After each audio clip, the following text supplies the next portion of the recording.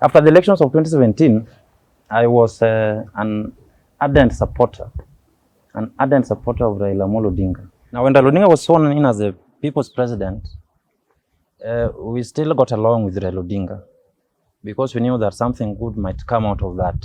So I embarked on analysis who Raila Odinga was.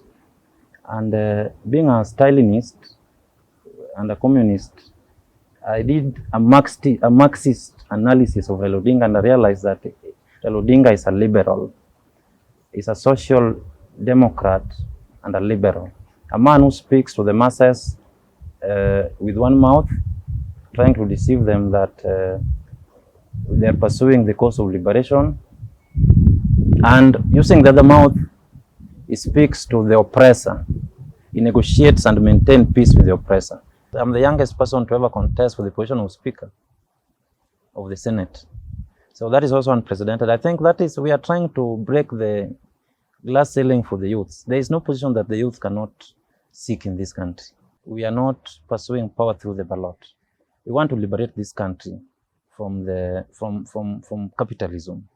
We want to liberate this country through revolution. We want to liberate this country through acceptable or tested social means that have been used before in other countries.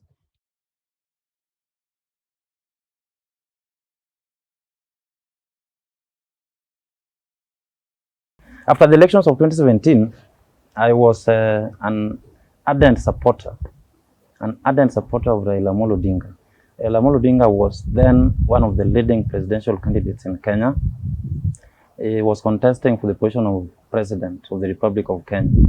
So I was one of his supporters, and I was in charge of the masses that used to converge in town pre-election, demanding for the resignation of the chairman of the electoral body. And even during the election, I was in charge of mobilization of the masses that would receive Raila Odinga in town. So after the elections, as the people who were in Nairobi then, or who were directly in charge of mobilization, we felt that the will of the people was shortchanged. And at the urging of other members or mobilizers, I initiated a presidential petition that sought to challenge the win of the then President Uhuru Kenyatta. So when we petitioned, we didn't have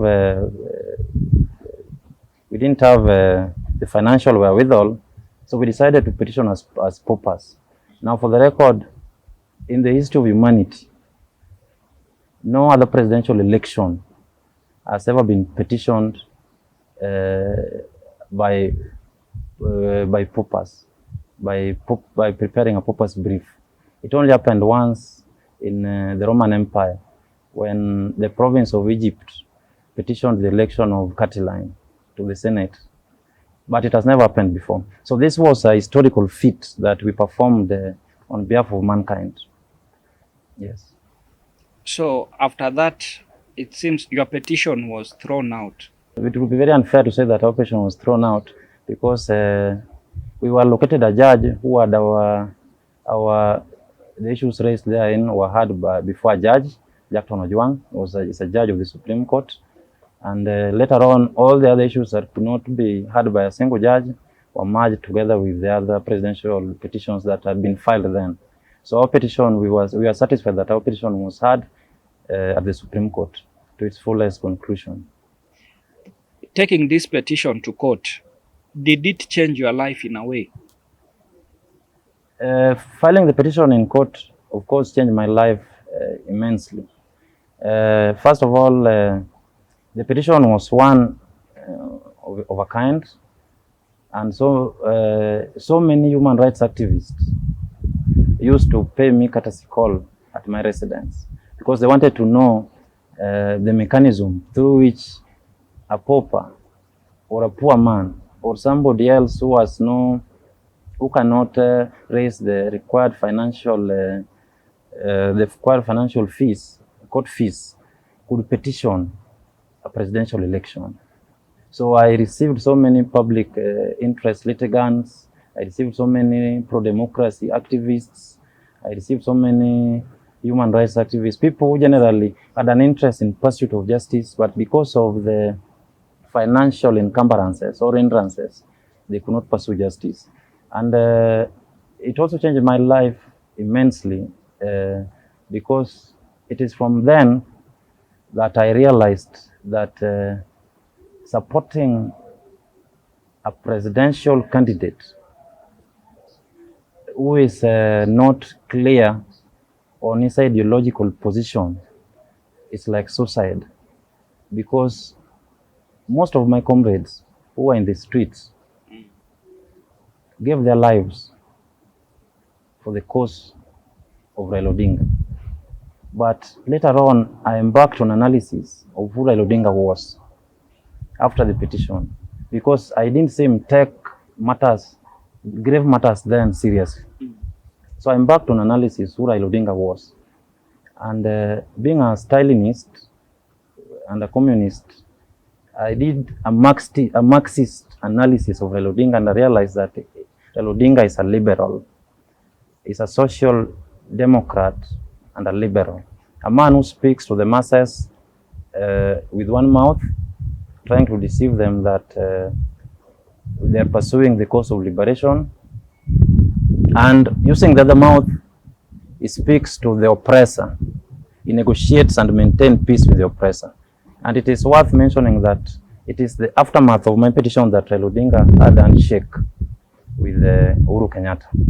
When hundreds of his supporters were sleeping or lying in the cold floors of morgues in Nairobi. So it was a big betrayal, and from then my political life changed.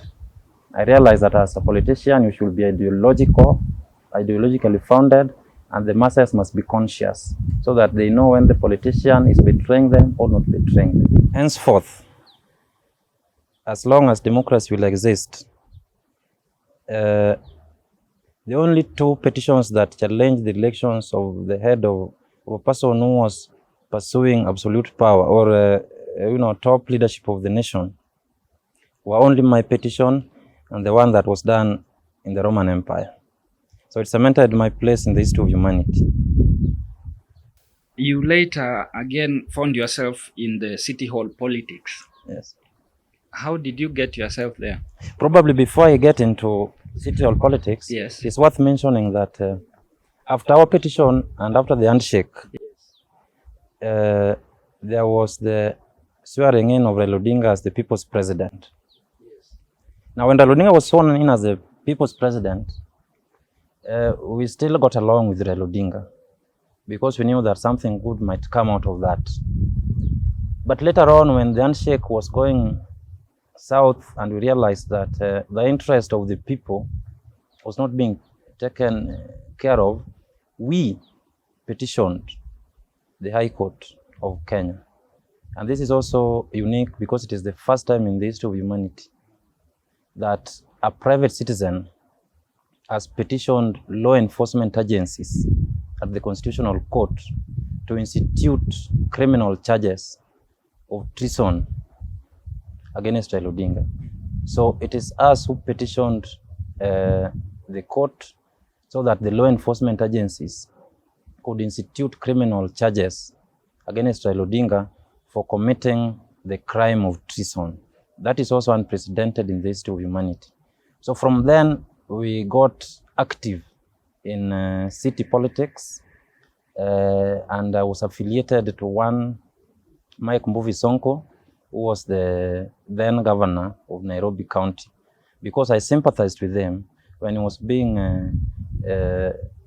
ejected from City Hall as the governor on charges that could not stand any test, or the test of, they were baseless and fabricated charges, you know. So I sympathized with him. So I joined this cause. I wanted to defend him from the Handshake brothers. So that is how I got into City Hall politics. Now, first I petitioned against the MCS proceeding with the impeachment of Sonko, and we got orders barring the assembly from impeaching Sonko. But because then the rule of law was not observed, The MCS proceeded with impeachment because there was political interest involved. And after the impeachment went through, the matter was taken to the Senate, and we also petitioned the Senate not to consider the result of a fraudulent exercise, which went against court orders, and the Senate disregarded our pleas and proceeded and impeached Sonko.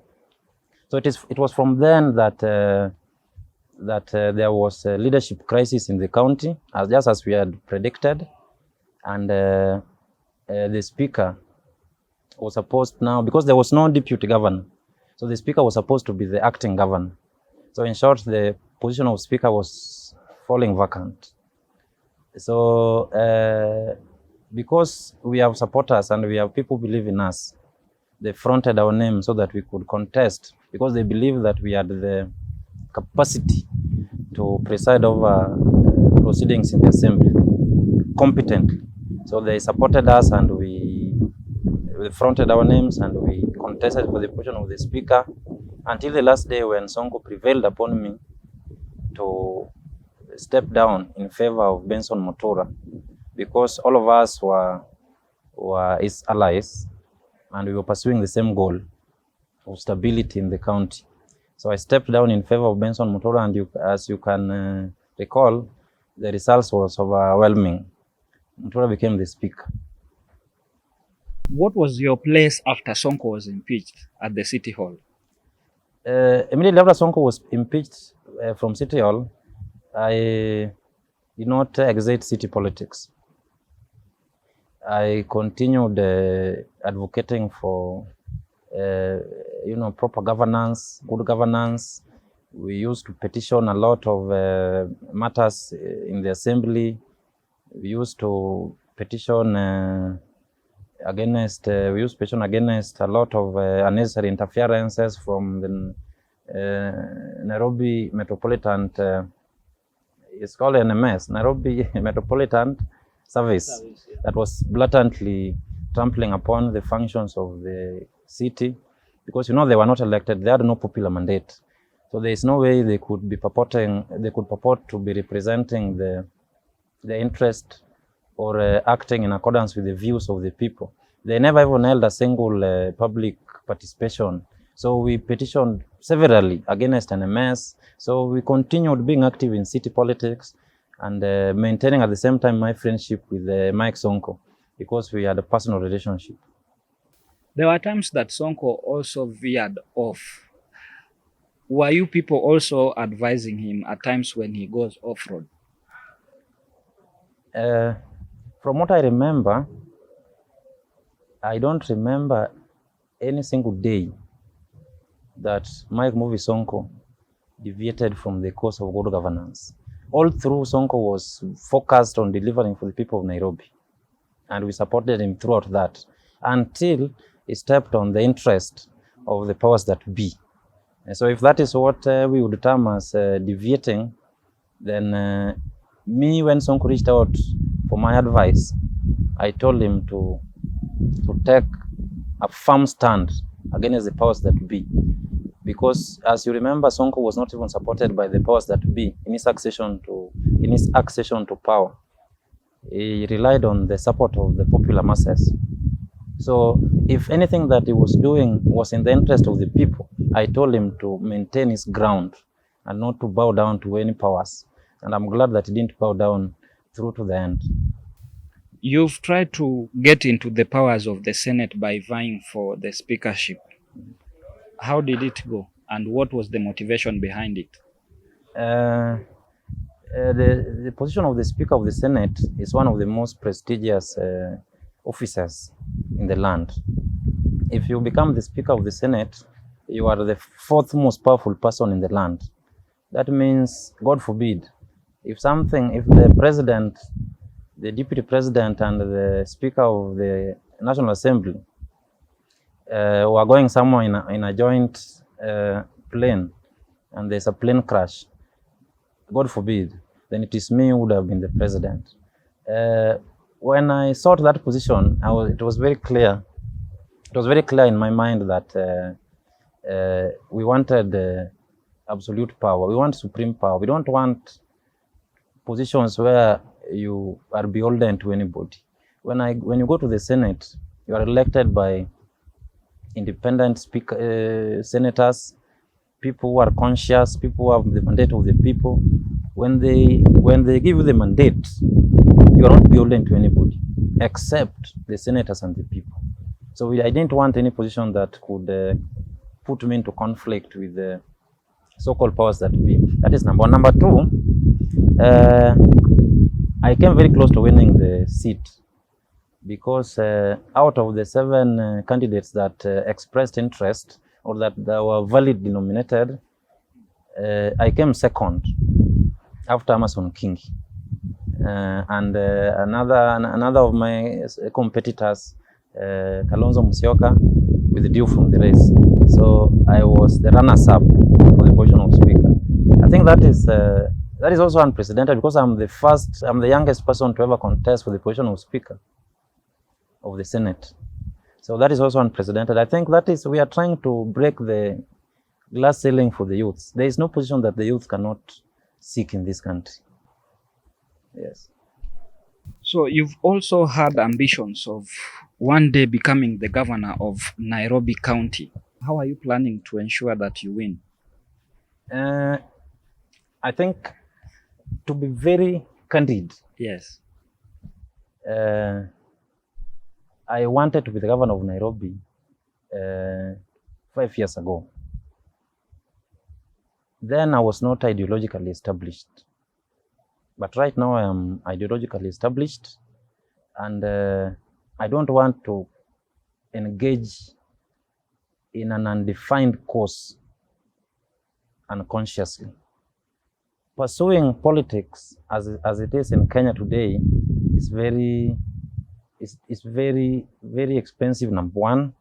Number two, is very unpredictable. Number three, it is not issue-based. And that is why I stand here as a socialist, as we don't want to take power through the ballot, because the ballot is very unpredictable. The ballot, you might have the best policies, you might have the best manifesto, you might have the best everything that the electorates want. But because there is someone that is interested in that position, or because there is someone that has sponsored a toxic candidate that he wants to use to plunder public resources, you end up not winning that position. So right now, as the chairman, speaking to you now as the chairman of Africa Socialist Revolutionaries, we are not pursuing power through the ballot. We want to liberate this country from capitalism. We want to liberate this country through revolution. We want to liberate this country through acceptable or tested social means that have been used before in other countries. How will you do that if the constitution only allows people to gain power through the ballot? The constitution is just a document, just like any other document. It can be suspended, it can be thrown out. Throughout the history of humanity, we have had people who sought power through other means that were not established in the constitution. And the world remembers them as the greatest leaders or the greatest historical figures. Take example of Vladimir Lenin in Russia. Take example of Mao Zedong. Take example of Napoleon Bonaparte. Take example of Fidel Castro. Take example of the list is endless. But those who transformed the course of humanity were those leaders because they were driven by passion to transform the world or to transform their respective areas of jurisdiction. So when you see things happening in Kenya, the way they are happening today, it will tell you that Kenya is at a pre-revolutionary stage. You see, when you saw people, jokers like Wajakoya being given national limelight and people celebrating them, that should tell you that people are agitated. They want change. They want reforms. They don't want to be tied to the traditional ways of doing things. But because there is no single person to lead them out of this dungeon, the people have resigned themselves to their fate. But as at now, we have clear plans to seize power, and we will take power at the right time. And the people will be liberated from the barbarity of capitalism, of seeing millions unemployed graduates, homeless people, people going without farm. People don't have land, they cannot farm. They, just because a single family or 2 or 3 families have appropriated all the national resources. Those are things that we are focused on and we want to change. Do you have timelines on which you've said that this is the period on that we'll use to achieve this? Speaking today, we are late because we expected that by end of May, we will be having a new government in office. And because some of our allies have not risen to the occasion yet, but before 2020, before next election, I think we'll be home and dry. We have clear plans, we have clear strategies. Everything has been refined, just waiting for execution. Some of these things are science, and they want a proper execution. You don't land yourself in something that you cannot execute to the bitter end. Say you succeed in your mission, what 3 things would you wish to change that you think are very much needed by the citizens? Not succeeding to getting the position of governor of Nairobi, because I've stated that I don't want to be the governor of Nairobi anymore. I want to be the president of the Republic of Kenya. Not the president per se, but I want to be part of the committee that will be governing the nation in post-revolution Kenya. Now, in post-revolution Kenya, our agenda is very clear. We will abolish devolution, because devolution is breeding so many corrupt people in the counties. We don't want, it's enough to have corrupt people at the national level.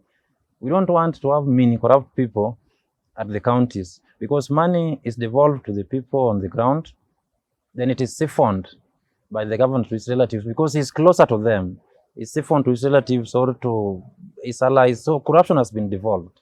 We want centralized planning of the economy, centralized execution of projects, centralized management of the affairs of the country. We don't want mini presidents who are corrupt, who are siphoning public resources. As a result, we are losing a lot of money in public wages. Say, for instance, do you know how much it costs to maintain an MCA just for a day? How much it costs the taxpayer to maintain an MCA for 1 day? 1 day, it will cost the taxpayer an MCA, and we have over 5,000, close to, are there over 2,000 MCAs in Kenya? But 1 MCA, it costs the taxpayer like 20,000 a day to maintain that MCA, because yes, is vehicles, government vehicles that must be fueled. Yes, is PAs. Yes, is technical people. Yes, is secretaries, himself. Let alone the money that is wasted to corruption. So there's a lot of money that is spent in managing or in maintaining that system as it is now. So we will abolish it. So what would you say to those people that have seen that devolution in a way has opened up their counties that were not being looked at in terms of development, but somehow devolution has opened them up? How will you convince them that devolution is not the right way? It's not even about convincing them. These people, what should be very clear is that devolution is a tactic that is being used by the oppressor to try to impress the exploited. Our people are exploited. The little gains that we keep mentioning about, that we keep attributing to devolution, are neither here nor there. The people deserve something more than that. You see, you cannot tell us that all the money that goes into the county is just for opening up the county. You see, devolution has failed. Devolution is a tactic that is used just to impress the oppressed, the exploited. That is not enough. When we get into government, or when the committee that will be in charge of post-devolution Kenya executes its agenda, I think comparatively you will see the difference between what we are talking about and the hole that devolution has driven this nation into. But it has helped the oppressor, because the oppressor has managed to keep power. The oppressor has managed to keep power for a longer time because the people have clung to that illusion of devolution, which is neither here nor there. It is not working. It has failed. Regarding my political ambitions and aspirations, I think we need to be very clear that what we have done to this country, speaking for myself, what I've done to this country has never been done by anybody else in Kenya, or probably in the Commonwealth jurisdiction, or in Africa, or in the world. It is not every day that you petition a presidential election. It is not every day that you petition for criminal charges to be brought against one of the most popular presidential candidates, because the fear of being hunted down and assassinated by supporters or people that he has commissioned to do so. And it's not every day that a young man who is hardly 35 seeks to be the Speaker of the Senate. Now, the contributions that we have done to this country is immense, and it is very disgraceful that we still live in poverty. We live in poverty because of disgraceful policies of previous administration. And this going forward, this is what we want to address. We want to address the issues that have plunged this country into suffering, the masses into poverty, and the nation generally is not sound. We have remained a backward economic and cultural. We are backward culturally and economically. That's why you still hear issues to do with the FGM. You hear issues to do with what. There are a lot of issues that we want to address, and that's why, on a pedestal of socialists, we want to seize power so that we execute the socialist agenda in the Republic of Kenya. I hope seizing power is not in form of a coup. It's not necessarily in form. We have had the Arab Spring. We have had so many. When the people, power belongs to the people. This is not a monarchy, or this is not a family affair. It's not a dynasty.